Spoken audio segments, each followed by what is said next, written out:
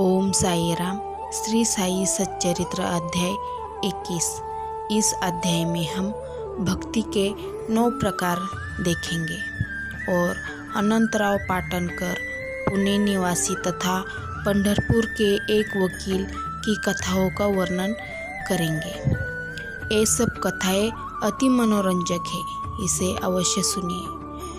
श्री गणेशाय नमः। श्री सद्गुरु साईनाथ महाराज की जय। यह एक साधारण सा नियम है कि गत जन्मों के शुभ कर्मों के फलस्वरूप ही हमें संतों का सन्मान और उनकी कृपा प्राप्त होती है।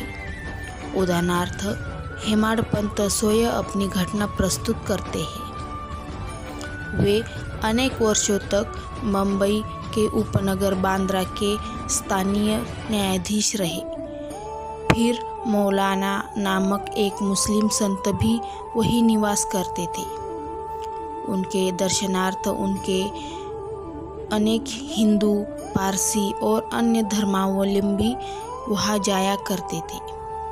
उनके मुझावर पुजारी ने हेमाडपंत से भी उनका दर्शन करने के लिए बहुत आग्रह किया, परंतु किसी न किसी कारणवश में उनकी भेंट उनसे न हो सकी। उनके अनेक वर्षों के उपरांत जब उनका शुभ काल आया, तब वे शिरडी पहुँचे और बाबा के दरबार में जाकर स्थायी रूप से सम्मिलित हो गए। केवल वे ही भाग्यशाली है जिन्हें ऐसा अवसर प्राप्त हो। संतों द्वारा लोक शिक्षा। संतों द्वारा लोक शिक्षा का कार्य चिरकाल से ही इस विश्व में संपादित होता आया है। अनेकों संतों भिन्न भिन्न स्थानों पर किसी निश्चित उद्देश्य की पूर्ति के लिए स्वयं प्रकट होते हैं। यद्यपि उनका कार्यस्थल भिन्न होता है, परंतु वे सब पूर्णतः एक ही है। वे सब उस सर्वशक्तिमान परमेश्वर की संचालन शक्ति के अंतरंग एक ही लहर में कार्य करते हैं। उन्हें प्रत्येक के कार्य का परस्पर ज्ञान रहता है और आवश्यकतानुसार परस्पर कमी की पूर्ति करते हैं, जो निम्नलिखित घटना द्वारा स्पष्ट है। Shri Thakur. Shri V.H. Thakur BA review विभाग में कर्मचारी थे। वे एक समय भूमि मापक दल के साथ कार्य करते हुए वडगांव नामक ग्राम में पहुँचे। वहाँ उन्होंने एक कानडी संत पुरुष के दर्शन कर उनकी चरण वंदना की। वे अपने भक्तों को सागर नामक ग्रंथ का भावार्थ समझा रहे थे। जब श्री ठाकुर उनसे विदाई लेने लगे तो उन्होंने कहा, तुम्हें इस ग्रंथ का अध्ययन अवश्य करना चाहिए और ऐसा करने से तुम्हारी इच्छाएं पूर्ण हो जाएगी तथा जब कार्य करते करते कालांतर में तुम उत्तर दिशा में जाओगे तो सौभाग्यवश तुम्हारी एक महान संत से भेंट होगी, जो मार्ग प्रदर्शन कर तुम्हारे हृदय को शांति और सुख प्रदान करेंगे।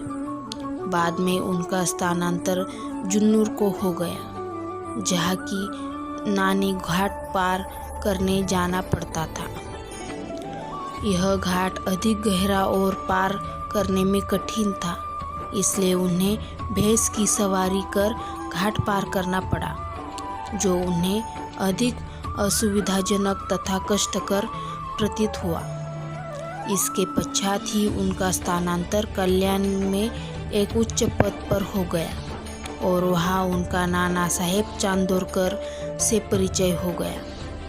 उनके द्वारा श्री साई बाबा के संबंध में बहुत कुछ ज्ञात हुआ और उन्हें उनके दर्शन की तीव्र उत्कंठा हुई।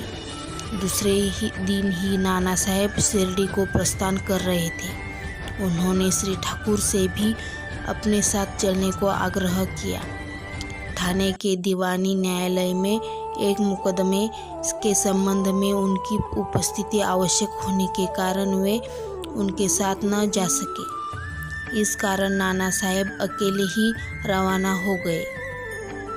थाने पहुंचने पर मुकदमे की तारीख आगे बढ़ गई, इसलिए उन्हें ज्ञात हुआ कि नाना साहेब पिछले दिन यहाँ से चले गए हैं। वे अपने कुछ मित्रों के साथ जो उन्हें वही मिल गए थे, श्री साईं बाबा के दर्शन को गए।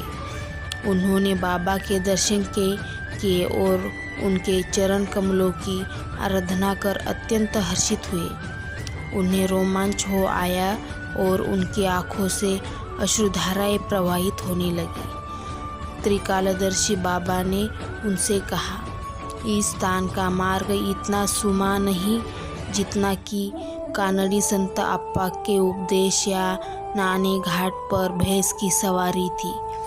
आध्यात्मिक पथ पर चलने के लिए तुम्हें घोर परिश्रम करना पड़ेगा, क्योंकि वह अत्यंत कठिन पथ है। जब श्री ठाकुर ने हेतुगर्भ शब्द सुने, जिनका अर्थ उनके अतिरिक्त और कोई न जानता था, तो उनके हर्ष का प्रवाह न रहा और उन्हें कानड़ी संत के वचनों की स्मृति हो आई। तब उन्होंने दोनों हाथ जोड़कर बाबा के चरणों पर अपना मस्तक रखा और उनसे प्रार्थना की कि प्रभु मुझ पर कृपा करो और इस अनाथ को अपने चरण कमलों की शीतल छाया में स्थान दो। तब बाबा बोले, जो कुछ अप्पा ने कहा वह सत्य था। उसका अभ्यास कर उसके अनुसार ही तुम्हें आचरण करना चाहिए। व्यर्थ बैठने से कुछ लाभ न होगा। जो कुछ तुम पठन करते हो उसको आचरण में भी लाओ, अन्यथा उसका उपयोग ही क्या। गुरु कृपा के बिना ग्रंथावलोकन तथा आत्मानुभूति निरर्थक ही है। श्री ठाकुर ने अभी तक केवल विचार सागर ग्रंथ में सैन्याघातिक प्रकरण ही पढ़ा था, परंतु उसकी प्रत्यक्ष व्यवहार प्रणाली तो उन्हें शिरडी में ही ज्ञात हुई। एक दूसरी कथा भी इस सत्य का और अधिक सशक्त प्रमाण है। श्री अनंतराव पाटणकर, पूना के एक महाशय श्री अनंतराव पाटणकर श्री साईं बाबा के दर्शनों के इच्छुक थे। उन्होंने शिरडी आकर बाबा के दर्शन किए। दर्शन से उनके नेत्र शीतल हो गए और वे अति प्रसन्न हुए। उन्होंने बाबा के श्री चरण छुए और यथायोग्य पूजन करने के उपरांत बोले, मैंने बहुत कुछ पठन किया, वेद वेदांत और उपनिषदों का भी अध्ययन किया तथा अन्य पुराण भी श्रवण किए, फिर भी मुझे शांति न मिल सकी, इसलिए मेरा पठन व्यर्थ ही सिद्ध हुआ। एक निरा अज्ञानी भक्त मुझसे कहीं श्रेष्ठ है। जब तक मन को शांति नहीं मिलती तब तक ग्रंथावलोकन व्यर्थ ही है। मैंने ऐसा सुना है कि आप केवल अपनी दृष्टि मात्रा से और विनोदपूर्ण वचनों द्वारा दूसरों के मन को सरलतापूर्वक शांति प्रदान करते हैं। यह सुनकर मैं भी यहाँ आया हूँ। कृपा कर मुझ दास को भी आशीर्वाद दीजिए। तभी बाबा ने निम्नलिखित कथा कही। घोड़ी की लीद के लो गोले। इसका अर्थ है नवधा भक्ति। एक समय सौदागर यहाँ आया। उसके सन्मुख ही एक घोड़ी ने लीद की। जिज्ञासु सौदागर ने अपनी धोती का एक छोर बिछाकर उसमें लीद के 9 गोले रख लिए और इस प्रकार उसके चित्त को शांति प्राप्त हुई। श्री पाटणकर इस कथा का कुछ भी अर्थ न समझ सके, इसलिए उन्होंने श्री गणेश दामोदर उपनाम दादा केलकर से अर्थ समझाने की प्रार्थना की और पूछा कि बाबा के कहने का अभिप्राय क्या है।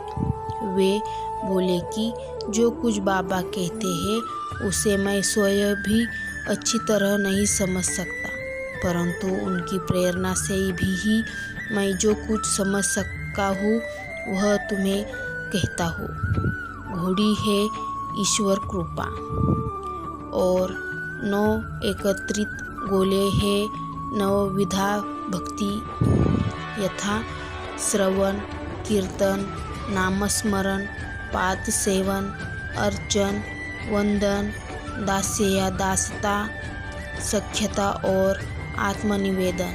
ये भक्ति के 9 प्रकार हैं। इसमें से यदि एक को भी सत्यता के कार्य रूप में लाया जाए तो भगवान श्री हरि अति प्रसन्न होकर भक्त के घर प्रकट हो जाएंगे। समस्त साधनाएं अर्थात जप, तप, योगाभ्यास तथा वेदों का पठन में जब तक भक्ति का संपुट न हो बिल्कुल शुल्क ही है। वेद ज्ञानी या ब्रह्म ज्ञानी की कीर्ति भक्ति भाव के अभाव में निरर्थक है। आवश्यकता है कि केवल पूर्ण भक्ति की अपने को भी उसी सौदागर के समान ही जानकर और व्यग्रता तथा उत्सुकतापूर्वक सत्य की खोज कर 9 प्रकार की भक्ति को प्राप्त करो, तभी कहीं तुम्हें दृढ़ता तथा मानसिक शांति प्राप्त होगी। दूसरे दिन जब श्री पाटनकर बाबा को प्रणाम करने गए तो बाबा ने पूछा कि क्या तुमने लीद ने 9 गोले एकत्रित किए? उन्होंने कहा कि मैं अनाश्रित हूँ, आपकी कृपा के बिना उन्हें सरलतापूर्वक एकत्रित करना संभव नहीं है। बाबा ने उन्हें आशीर्वाद देकर सांत्वना दी कि तुम्हें सुख और शांति प्राप्त हो जाएगी, जिसे सुनकर श्री पाटनकर के हर्ष का परावार न रहा। पंढरपुर के वकील भक्तों के दोष दूर कर उन्हें उचित पद पर ला देने की बाबा की त्रिकाल तज्ञा की एक छोटी सी कथा का वर्णन इस अध्याय में को समाप्त करेंगे। एक समय पंढरपुर के एक वकील शिरडी आए। उन्होंने बाबा के दर्शन कर उन्हें प्रणाम किया तथा कुछ दक्षिणा भेंट देकर एक कोने में बैठ वार्तालाप सुनने लगे। बाबा की उनकी ओर देखकर कहने लगे कि लोग कितने धूर्त हैं, जो जहाँ आकर चरणों पर गिरते और दक्षिणा देते हैं, परंतु भीतर से पीठ पीछे गालियाँ देते रहते हैं। कितने आश्चर्य की बात है ना। यह पगड़ी वकील की सिर पर ठीक बैठी और उन्हें उस पहननी पड़ी। कोई भी इन शब्दों का अर्थ न समझ सका, परंतु वकील साहब इसका गूढ़ार्थ समझ गए। फिर भी वे नतशीर बैठ ही रहे। वाड़े को लौटकर वकील साहब ने काका साहेब दीक्षित को बताया कि बाबा ने जो कुछ उदाहरण दिया और जो मेरी ही ओर लक्ष्य कर कहा गया था वह सत्य है। वह केवल चेतावनी ही थी कि मुझे किसी की निंदा न करनी चाहिए। एक समय जब उपन्यायाधीश श्री नुलकर स्वास्थ्य लाभ करने के लिए पंढरपुर में शिरडी आकर ठहरे तो बाथरूम में उनके संबंध में चर्चा हो रही थी। विवाद का विषय था कि जिस व्याधि ने उपन्यायाधीश अस्वस्थ है, क्या बिना औषधि सेवन किए केवल बाबा की शरण में जाने से ही उनसे छुटकारा पाना संभव है? और क्या श्री नुलकर सदृश एक शिक्षित व्यक्ति को इस मार्ग का अवलंबन करना उचित है? उस समय नुलकर का और साथ ही श्री साईं बाबा का भी बहुत उपहास किया गया। मैंने भी इस आलोचना में हाथ बटाया था। श्री साईं बाबा ने मेरे उसी दूषित आचरण पर प्रकाश डाला। यह मेरे लिए उपहास नहीं वरन एक उपकार है, जो केवल परामर्श है कि मुझे किसी की निंदा न करनी चाहिए और न ही दूसरों के कार्यों में विघ्न डालना चाहिए। शिरडी और पंढरपुर में लगभग 300 मील अंतर है। फिर भी बाबा ने अपनी सर्वज्ञता द्वारा जान लिया कि 12 रूम में क्या चल रहा था। मार्ग में आने वाली नदियाँ, जंगल और पहाड़ी उनकी सर्वज्ञता के लिए रोड़ा न थे। वे सबके हृदय की गूढ़ बात जान लेते थे और उनसे कुछ छिपा न था। प्रत्येक वस्तु उन्हें दिन के प्रकाश के समान लगती थी तथा उनकी सर्वव्यापक दृष्टि से ओझल न थी। इस घटना से वकील साहब को शिक्षा मिली कि कभी किसी का छिद्रान्वेषण एवं निंदा नहीं करनी चाहिए तथा केवल वकील साहब को ही नहीं, सबको शिक्षाप्रद है। श्री साईं बाबा की महानता को कोई न आंक सका और न ही उनकी अद्भुत लीलाओं का अंत ही पा सका। उनकी जीवनी ही भी तदनुरूप ही है, क्योंकि वे परब्रह्म स्वरूप है। श्री सद्गुरु साईनाथार्पणमस्तु। शुभम भवतु। ओम साई राम। वीडियो अच्छा लगा तो लाइक और सब्सक्राइब जरूर करना।